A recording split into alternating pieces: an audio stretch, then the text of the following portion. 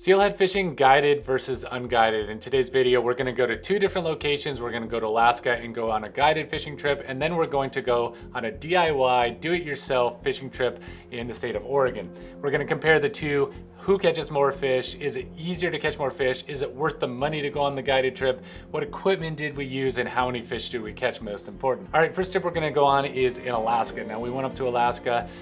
We had gone here before for silver salmon and they kept saying that this river has a ton of steelhead in it. I think this is the #1 river for steelhead runs in the entire state of Alaska.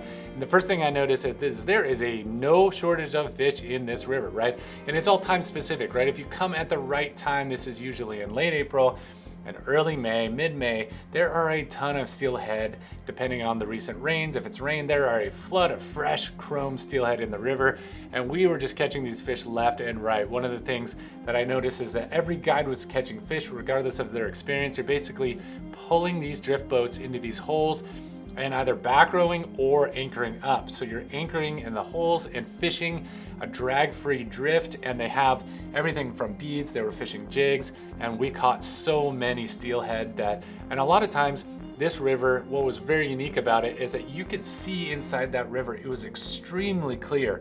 That water was just clear as gin. And you could see sometimes those fish just hanging out there. And that was probably the coolest thing that I could have experienced, is actually sight fishing for steelhead. That is an opportunity that in the Pacific Northwest, sometimes you'll see them in the tailouts. So you have a pool and then a tail out, you'll see them kind of hanging out there. They're extremely hard to catch just because of the anatomy of the water. But in this instance, I saw more steelhead swimming up the river, holding out in pools, and just these shallow pools, just seeing them and sight fishing for them was super fun. You know, that is one thing I love about fly fishing the most, is dry fly fishing and targeting one fish at a time. And I was able to do that on this trip because it was fully guided. Now, one of the things about this guided trip that was so fun was the fact that we were able to hit so much water. I mean, you're fishing, 10, 12 miles of river, and you're stopping at the most likely areas.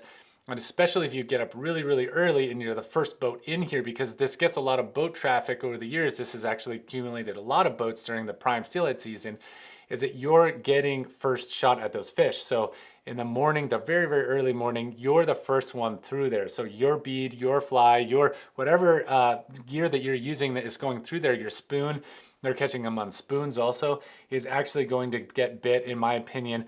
It's just fresh bait that is going through there, and those fish aren't harassed. If you're seeing beads go down the river and you see like 18, 20 of them, you're probably unlikely to bite that if you're a steelhead.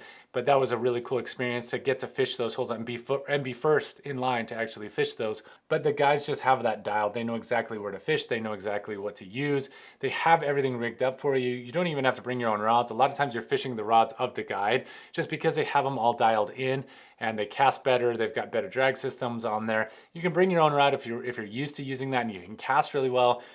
You do have to be pretty good at casting. You have to be very specific at casting right in the exact area so that you can get a long drift in there. A lot of times these short drifts aren't going to do anything because the weight's going to go down and then it's going to come right back up. Especially the slower pools, you're going to want to be able to cast over branches, right along the bank. There are skinny areas that a lot of people can't fish to, and a lot of times my skill wasn't good enough to actually get it in there, into the hole, into the specific area very easily.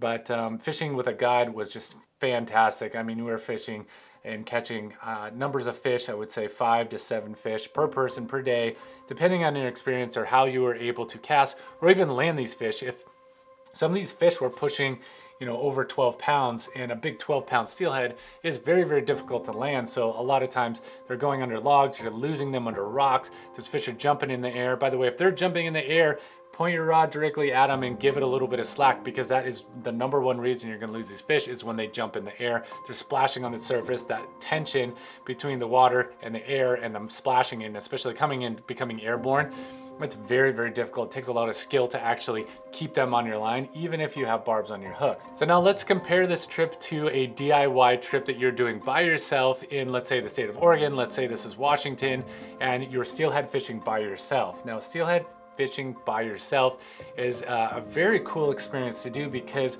you don't have a boat. You don't have somebody coaching you. You don't have a guide telling you where to fish or what to do. And so it's actually very rewarding when you do catch one. Of course, the number of steelhead that you're gonna catch is extremely low compared to a guided fishing trip on the #1 steelhead river in Alaska, but this is a budget trip. This is something you could do by yourself. This is a half tank of gas. This is a pretty inexpensive setup with your gear. Get it all ready, bring 1 or 2 rods out with you, always bring a spare with you. But here's kind of a little taste of what it is like fishing in the Pacific Northwest by yourself. Watch this video. This is from a couple years ago, and this is me giving a little bit of advice on how I do it. Your success rate for catching these steelhead is going to be low. In this video, I actually didn't catch any fish the first day. When I published this video, I took 2 days in one.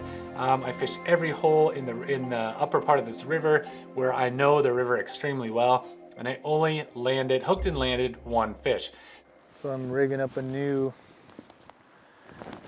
setup to try to go down, fish this hole. It looks like a really good salmon hole for salmon fishing in the fall. I'm sure so putting on 18 feet a leader should get me down there. We don't catch anything on these like here and a couple other spots we have. There's not a ton of places to fish here, maybe 2 other holes or 3 other holes down the river. If we don't catch anything, we just take our time, do some interview stuff, and then we call this the hog hole because there's got to be just a bunch of steelhead just sitting at the bottom of this. You're holding there. There's approximately 6 foot right there. But you can also go arm to arm. The 6 foot from chest to the end of the arm is 3 foot. So I'm probably 18 feet right there, maybe 16, 18 feet. So if they're in there, we'll catch them. So the numbers of steelhead that you are going to catch and that you're going to land is extremely low, but the budget, not everybody has the money to go up to Alaska and just do this for 3 or 4 days. This is a great way. A lot of people do this on the bank. It does get very, very crowded. So middays are going to be better than weekends, of course. And another thing you're going to be watching out for is lower water levels. So right when the water bumps up to a certain level and it starts to come down, the drop is when you're going to want to fish these fish because they're going to be fresh and they're going to move from hole to hole. So if you have a bunch of fish that are out fishing one hole, they're going to move up 2 or 3 holes, maybe half mile up the river, and they're going to be hungry. They're going to be ready to eat again when your fly goes down there, your bobber, your gear, whatever goes down, and you have a fresh lure that is going down in that hole. And generally, we're fishing holes when it comes to fishing for steelhead. So there you have it, 2 different ways to fish, guided versus unguided. You're going to get hopefully a good look at what it's like to go on a guided trip. Is it worth the money to go on the trip? You make that call because you watched exactly how many fish we caught compared to doing it yourself. Of course, you get what you pay for. You're doing it yourself. It's very rewarding, but it's also a very low success sport. Kind of cool to get out there, go with a buddy or 2, or just do it on your own and do it just yourself. It is kind of rewarding getting out there. A lot of times you steelhead, you're fishing, you're not catching anything, and it's the last cast of the day that you're actually catching one, but that is the most exciting because you're like, I'm not gonna catch anything. That bobber goes down, starts shaking, gets super exciting. So it is very, very rewarding to do it that way. So let me know what else you guys wanna watch about these videos, what other tips, where to fish, how to fish, what to fish, different techniques. Maybe you have a way that works a lot better than I do, or you have ideas to share and you want me to make a video about that. Just let me know. Hopefully you watch it. I'm glad you guys liked watching this video. Subscribe for more videos, watch other videos like this one, and thanks again for watching.